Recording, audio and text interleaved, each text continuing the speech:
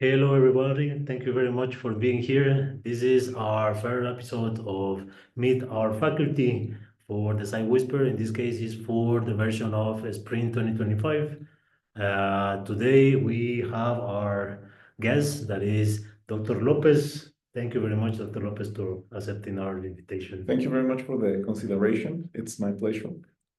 So let's start by talking where are you from and how you arrived here. Oh, first to Querétaro and after to Arkansas State University. Sure. Well, I'm originally from Querétaro, so it was more like coming back to Querétaro because, well, after graduating from college, I left for my PhD studies and I went to the US.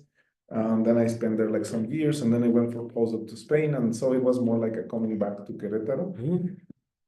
Well, I heard about the project of Arkansas State University, I think back in 2017, pretty much when it was about to start. At that time, I was still working at the Autonomous University of Madrid in Spain.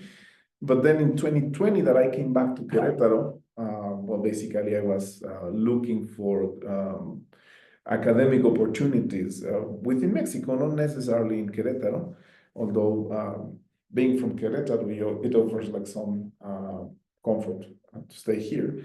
So I found out that they were looking for professors in the area of physical chemistry, which happens to be my area of specialty. And that's how I applied basically. And well, the rest probably like history, just like the process of application and so on. And then, well, I started here in spring 2021, I guess, teaching general chemistry 2 and PChem 2 during the pandemics. So it was like a rough start, well, for everyone, but just like that, teaching online. You start online? Yeah, I started online. I first came to campus in fall 2021. So the spring 2021 and summer 2021 were online. Okay, interesting. So you haven't been living in another place of Mexico? No, in Mexico, I lived all my life. Well, before leaving for the PhD, I lived in Querétaro City. Nice. Yeah, that's been it. Oh, interesting. So yeah, all my life in Mexico has been in Querétaro. And then, well, I spent some years in the US, in Texas, and in Madrid, in Spain. Was that clear from the beginning? So when you were very, very young, you were clear that you would like to do that part in the research and PhD and that kind of things? Not necessarily. I mean, I've always been interested in, I think that my main personal quest and my main interest has been constant since a very young age, that has been learning things, whatever. I enjoy learning a lot. And in that sense, well, just like any kid and any young person in our general conditions, we follow like the path of school. And for me, what was clear is that I wanted to continue studying as much as I could. And at that time, having in mind that in order to learn things, I have to go to school, then, well, you realize that there are other options to learn things that I have also pursued. But it was clear, I would say probably in middle school, that I wanted to continue studying as much as I could. Maybe not specifically thinking about the PhD or the specific field, but I wanted to keep studying. So yes, in a sense, it was kind of weird. I didn't really think about if that was going to happen in Mexico or somewhere else. That's something that it maybe became clear as I was midway through college, when I realized that I wanted to go abroad. Yes. And how was that experience? Because so you moved twice. So you moved to the Right. US and after that to Europe. Yeah, and then back to Mexico. Yes. And the environment is kind of different. It's very different, yes. So going to the US, well, maybe I'll make just a quick parenthesis here, because when I graduated from college, I wanted to go first to the UK, and actually I applied there, and I was admitted for the master program in theoretical chemistry. But something I think very unique happened, because that specific year that I was admitted for the program for this master in theoretical chemistry, it happened that the whole chemistry department where the master program is hosted was moving from one building to another, and it was like a huge chemistry department in Oxford University. So all the admissions were like freezed for that year. So after being admitted, I received a letter that my admission was still valid, but that was in hold, that they were not taking any incoming students that year because the whole chemistry department was moving to a different building, and that supposed like a big logistic issue. So I faced the situation of being here without like plan B. So that's when I realized that even things that seem like so fixed and so secured may change. So I decided to start applying for other programs, and that's when I applied to the US. Then the next year I got admitted at Texas A&M University, and then I went there. I don't remember what was the original question for How's that experience of moving from the experience of countries? moving. Yes, so this was just a parenthesis, and then I'm going to answer your question. Yes, so yes, they are quite different. I would say that they both have advantages, maybe challenges or opportunities. The US and Europe in general, I think. Usually when we think in terms of Occidental universities, those are like the two big like sites, the US and Europe in general. So doing the PhD in the US, I would say like the main difference is the approach to working in your research and in your academic program, in the sense that in the US was more well, it's a little bit more inclined and more focused to the coursework that you take, and of course the research that you do. But the working climate is more, maybe like more demanding.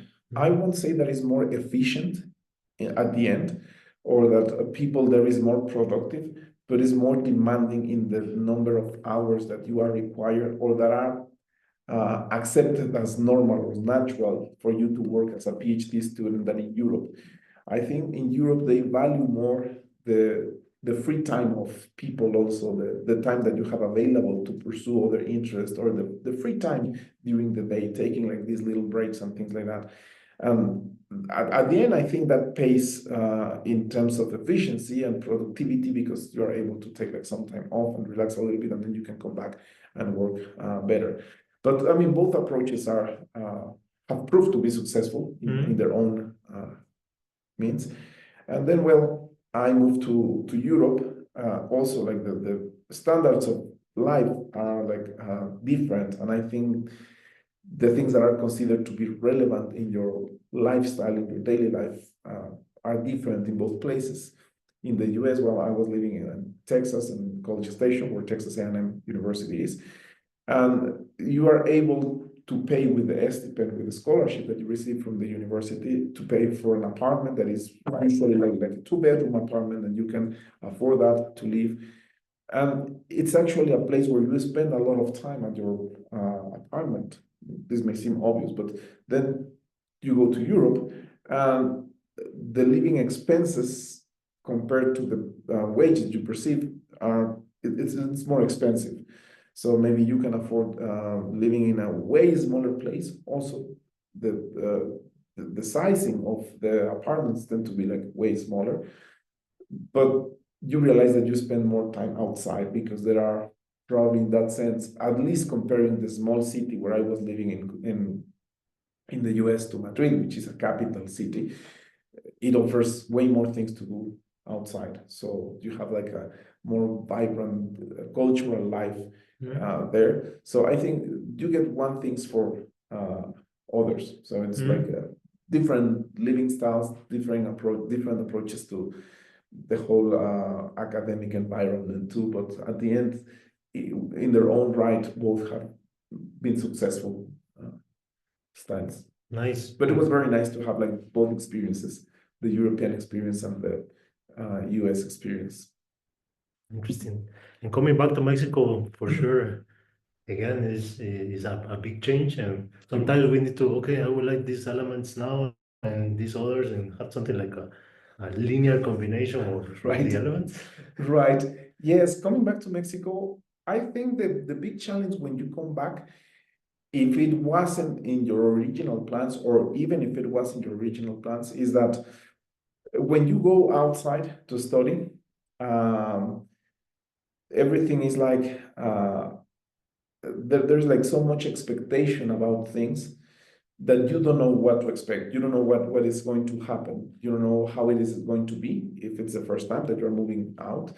But then when you come back, the thing is that you have some expectations that usually are not completely fulfilled because your expectations are based on your experience, an experience that you have like 5, 6, 10 years before that.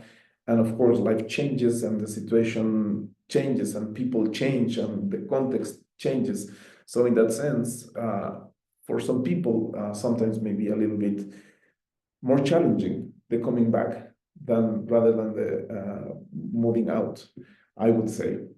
But all in all, it has been a nice experience after like some years. I mean, particularly in my case, the coming back happened within the pandemic, that we all suffered the pandemic, I know, but that imposed like some extra challenges. But yes, as you say, there are like some things that you would like to create like a linear combination of elements from, oh, I will take the best from the US and from Europe and from Mexico for sure. But then, so for me, at the end, the overall experience is that you cannot make explicitly all this linear combination, but within you can bring to the place where you are the best things that you get from each experience, and to be grateful for the things that I have been able to live and to experience in these two life experiences abroad and academic experiences. There are like plenty of things that I am really grateful that I was able to experience. And then while coming back, I try to give my best, to deliver my best in any setting or context that I am, of course, here in the university and elsewhere. Nice. Thinking back to one of the things that you mentioned, that you realized from very young moment that you are very interested in continuing learning. Right. Well, it's very common that when you are doing a PhD in science fields, it's completely normal I'm going to mention three words that have different weights, and it depends also in the person and the experience that they get it. And the words are research, publishing, and teaching. So how do you balance these three words associated? Well, is your approach of learning behind these words? Because it depends on the experience that we have it. For instance, I don't like that process of trying to publish something, but I enjoy a lot doing research. Yeah, so Yes, this is a very interesting question. You know, I think also since a very young age, I started enjoying the benefits of some type of teaching. So I guess the first time that I tried to teach something was when I was in high school, that I started working, like during these summer camps with the smaller children. And I started teaching some like kind of manual artwork, like to create like masks out of pieces of like newspapers and things like that. I don't know how you call it, like papel mache or like that. And that's like my first encountering with teaching myself. I really enjoy it, and I think part of the joy of teaching has come from the joy of learning, because I mean, like this old saying that the best way to learn something is when you try to teach it. So I think at that time I started discovering that, because when I was like, since a young age, trying to teach these very simple things, I realized the many things that I didn't know about or that I could perfect in order to make better pieces myself. So I think it's always it goes hand by hand with this joy of learning Mhm. and the teaching. And I love teaching. I really, really love teaching. I don't know if I am doing it very good or not or bad, but what I can tell is that I really enjoy it and that I like and that I try to give it all, to give my best when I am teaching. Now, for the other two things that you mentioned, the publishing and the research, I like them a lot. Publishing, probably I agree with you with the publishing, but it's not because of the publishing itself, but because all the process or the bureaucratic process or the that can at sometimes get like really tedious, and Mhm. you move the focus from trying to share like some interesting results if it's publishing some research to spending lots of time on trying to fulfill specific conditions from our system that we can do like another podcast about this, how the reviewing system works in science, right, in scientific papers, and what are the like the real interest behind many of these publishing companies and things like that. So the publishing, the writing, I find it, I wouldn't say that I am the best or that it's super lovely to be like writing, but I like sharing things. I like writing science or writing other things. Um, so I like that. And the research, I do enjoy doing research. And particularly the type of research that I do theoretical research. So basically, like I love the part of being able to do like this, well, in my case, some mathematical modeling, being able to work my research by means of thinking and abstract thinking and those things. I find that as a big joy. So definitely, although it's been some time that I haven't really done research, but I find it stimulating and quite nice too. I'm going to take advantage of your words now that you mentioned now that you mentioned that you like to write other things. Uh-huh. So, which other interests have Jesus Lopez in his life? Wow, that's a very good question. Well, I actually, um, as I mentioned at the beginning, my personal quest since I was a small kid has been learning. I know that many children, as they grow, they have like a clear idea, well, whatever clear means when you're a kid, of what they want to become. Do you want to become a doctor, or you want to become a, I don't know, a lawyer, or you want to become a cook or something, I don't know. In my case, this went through so many different stages. I wanted to be like so many things. So as I said, the constant in my life has been the interest for learning things. So I have tried to pursue learning in many different fields. Actually, when it came finally, I don't want to extend like too much on this because I can, but when it finally came the moment of deciding what I wanted to do for my major, for my undergraduate degree, it was complicated in the sense that I have like many interests.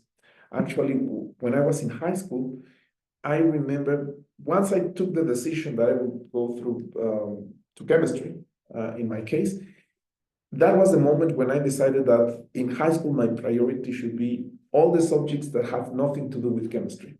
Because for me, at that moment was like the last opportunity that I was going to have to formally study those things. So I was interested in everything, in literature, philosophy, or history, or whatever topics we were covering were like fantastic. So I said, if there's imagine that there's like one of these tough weeks where you have to deliver like several essays and homeworks and you have exams and everything. And my decision was if I have to leave something out this week, if I am going to skip doing one homework, it will be the one of chemistry or math maybe.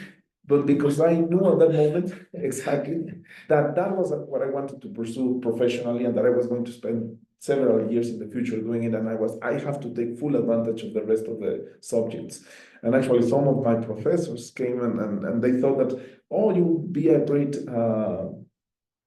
I don't know linguist or historian, or because I was like really pushing into those subjects, and I was like, I don't know, maybe it's just that actually I am putting so much effort here because I really want to take advantage of it.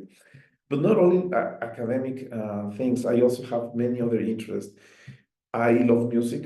Actually, that was like my big debate when deciding major. I wanted to become a musician, and actually, I started studying music too. So I love music. I love outdoors. That probably is music and outdoors, hiking, trekking, camping, and those things are probably some of my main hobbies and interests. But I love doing things with my hands. I always recommend people learn a craft. Learning a craft uh, teaches you like so many things besides the craft itself. So since I was in high school, I started doing like some woodworking. And then over the years, I tried to improve my woodworking, and I got more like into hand tools, learning about hand tools. So I have a small workshop where I do like some woodworking.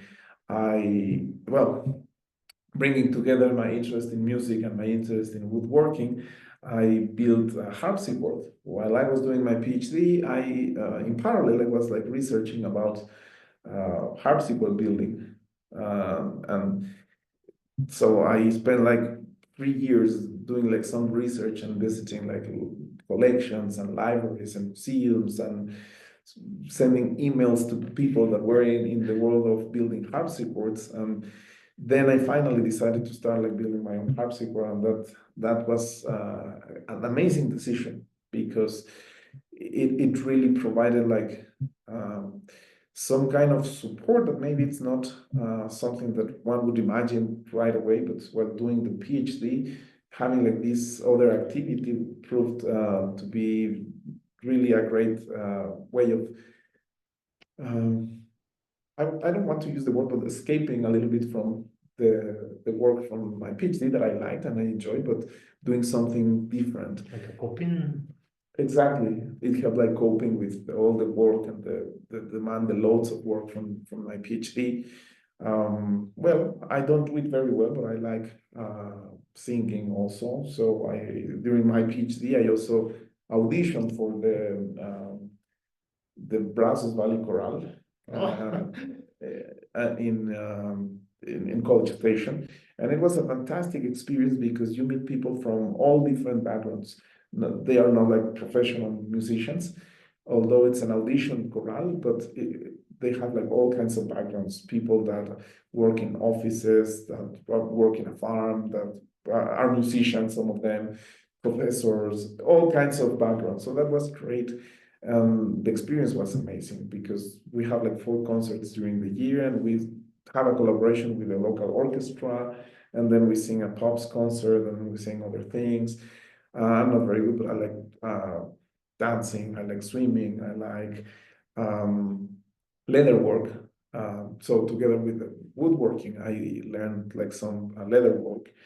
And I love using, as I said, I love using my hands. I love the possibility of transforming something into something beautiful, something nice, something um, useful and beautiful. I appreciate a lot the beauty of things, the beauty of nature, the beauty of, so being able to transform a piece of wood into a beautiful piece of a little box or something, or transforming a little piece of leather into a nice piece of leather work, that's something that I appreciate a lot.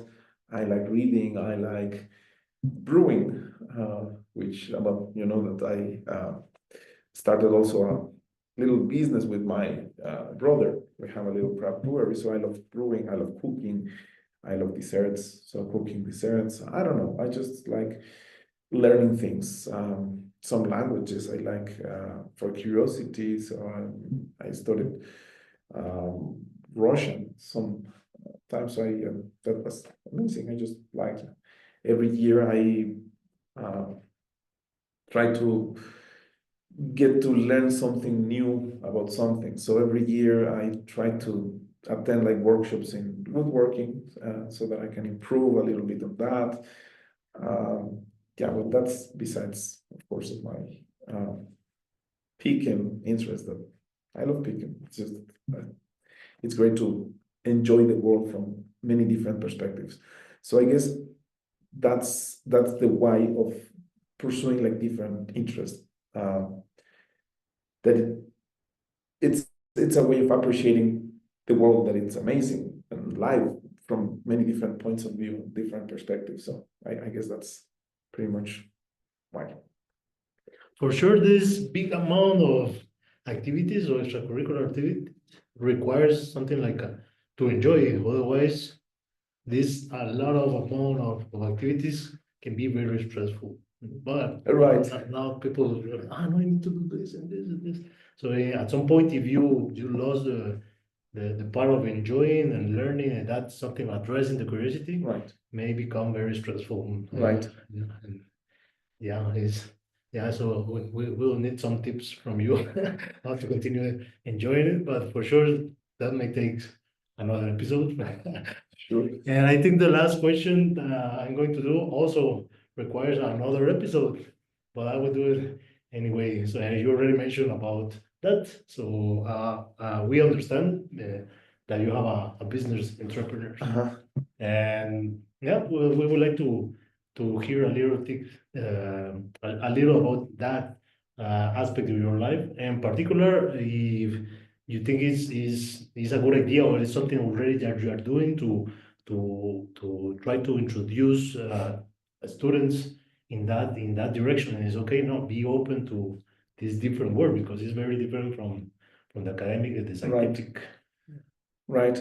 Yes, this is a very, very good question, and I would like to start to address something that maybe you didn't ask, but it's why? What was like the motivation to start like this business? And for this, what I want to mention is that being not only prepared, but being, because I have to be honest, I wasn't prepared for doing this in a sense that I'm going to explain now. But being prepared for the unexpected, and being able to deal with the unexpected situations, I think it's something that we all should somehow have in mind.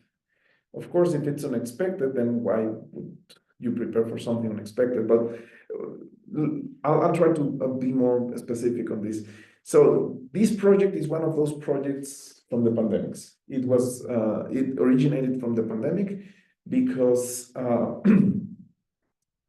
well, the romantic reason for the project is because, well, I enjoy beer. I enjoy drinking beer. I think it's an amazing beverage. I think it's more than romantic. So that being said, I love, well, as I mentioned, I love also like cooking, and I love cooking beer. And I've been like making beer or like home brewer for quite some years since I first met craft beer.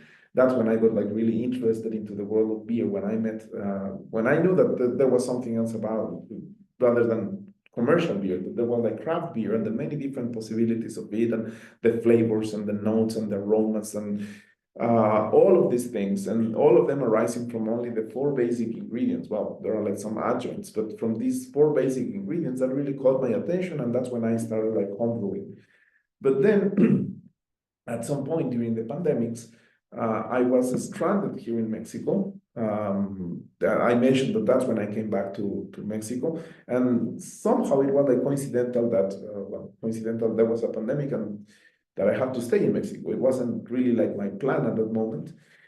And as you may imagine, because I mentioned that my field of expertise, or well, not that my field of expertise, what I did for my PhD and postdoc was theoretical physical chemistry or atomic and molecular physics, but theoretical approach. So you may guess that during a pandemic, that was one of the least relevant topics in pretty much any country. So the budget that was assigned for the projects in which I was working was totally cut out. So I ended up without a job. And I was stranded here in Mexico, and I just have to think about the possibilities of what I can do because there were like no openings, no professorships, no anything related to what I studied for such a long time. Now, the good thing, and with saying this, is not that it wasn't hard for me at all or that it was so pleasurable and I was like super happy.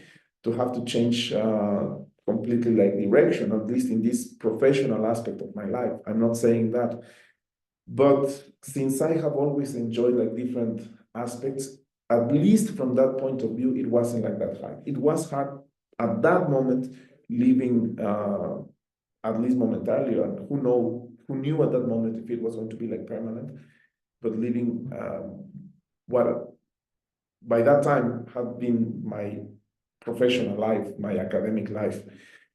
And that's when I decided together with my brother that this hobby that we had of making beer can be extended and expanded into a business. So that's when we decided to start like crafting beer in a more professional way. So that's when we founded our brewery, Piedras. And this was something that I never anticipated, like because of all my interest, I never thought of all of them as something that from which I can do a business. Really, I mean, I have sold like some of my pieces of woodworking or leather work, but not really thinking that that's a business that I have.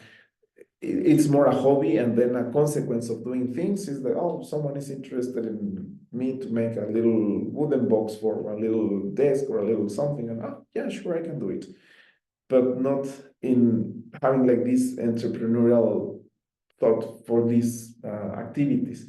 So this was the first time ever that I started together with my brother thinking about creating like a company, like a so it was at the beginning, it was kind of shocking for me because there were like so many new things that I had never ever thought about. But then, it fell into my long life interest, that is learning. So at some point, it started becoming really, really fun. So before that, when I was just thinking about, well, should we proceed in this direction of creating like this little business? I was a little skeptic because I never seen myself as in this sector, not the craft beer, but because in the craft beer I was doing home brewing, but in this sector of having a business, owning a business, or creating a little company or entrepreneurship or something like this. But then when I started realizing all the many things that I have to learn in order to create a business, it became again something super interesting for me to do.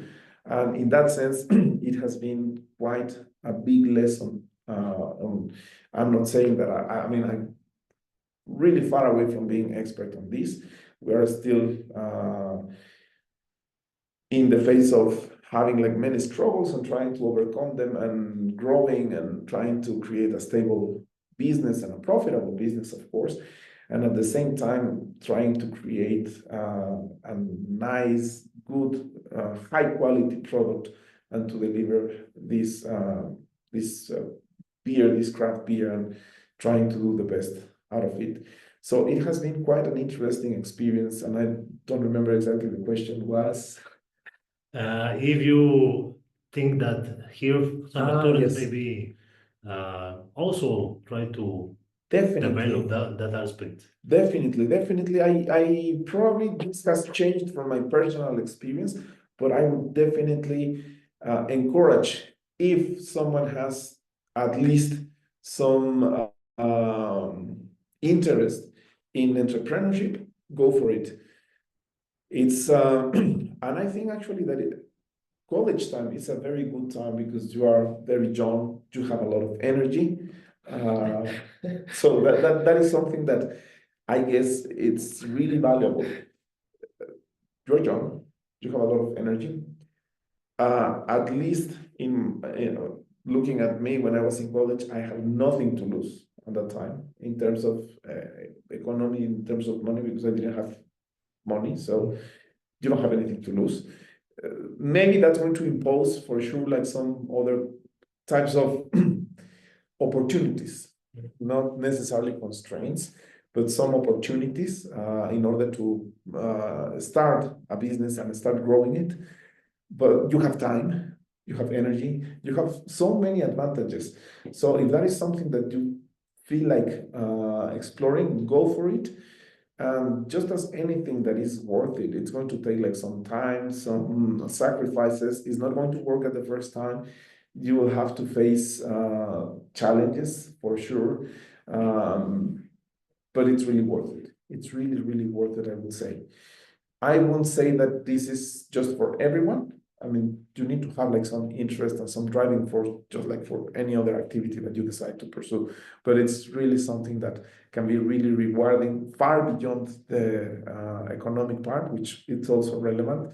And you may even don't get that one and still get lots of rewards. But hopefully, if you decide to go into that direction, you can also get good economic success in your business. But yeah, I would definitely recommend people to try to approach that direction of entrepreneurship. It teaches a lot of interesting lessons. Nice. I still have a lot of questions, but I think we violate already the time cap. But I talk a lot. So I'm thinking already in the second episode, Sure. we'll have I will ask for some people what to ask to Dr. Lopez Great. for the second episode. I really appreciate your time. Thank you very much for accepting. Thank you very much for having me here. Yeah, and as you said, this is the first episode. I'm really thrilled and grateful for that consideration to have me here. And I hope that anyone who hears this finds something interesting at least, or curious at least. So thank you very much. It has been my pleasure. So hope we enjoy it and see you soon. See you soon. Bye. Bye.